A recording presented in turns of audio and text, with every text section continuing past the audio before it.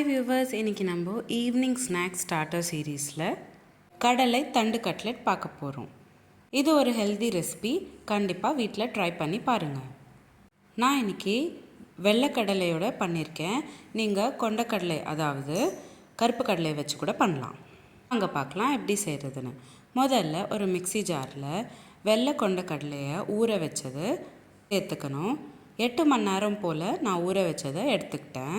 கூடவே கொத்தமல்லி தண்டு அரை கட்டு சேர்த்துக்கோங்க.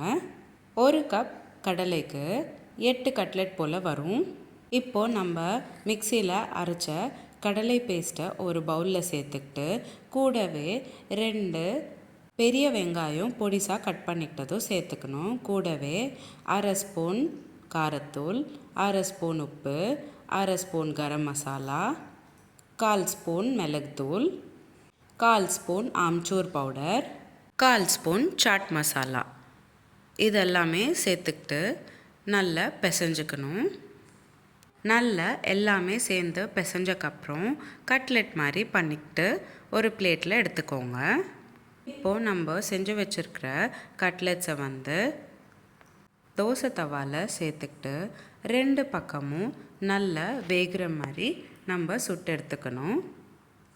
வேணும்னா நீங்கள் ஷாலோ ஃப்ரை கூட பண்ணிக்கலாம். ஆனால் இன்றைக்கி நான் தோசைக்கல் மேலே சேர்த்துக்கிட்டு கொஞ்சமாக எண்ணெய் சேர்த்துக்கிட்டு தான் நான் இன்றைக்கி சுட்டு எடுத்துக்கிட்டேன்.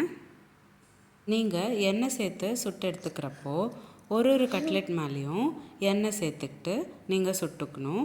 1 ஸ்பூன் அளவுக்கு எண்ணெய் சேர்த்தாலே போதும். அவ்வளோதான், சிம்பிள் அண்ட் ஈஸியான கடலை தண்டு கட்லெட் ரெடி ஆயிடுச்சு. உங்களுக்கு இந்த வீடியோ பிடிச்சிருந்தா லைக் பண்ணுங்கள், ஷேர் பண்ணுங்கள். இதே மாதிரி டெய்லி ஒரு ரெசிபி பார்க்குறதுக்கு என்னோடய சேனல் சப்ஸ்கிரைப் பண்ணிக்கோங்க.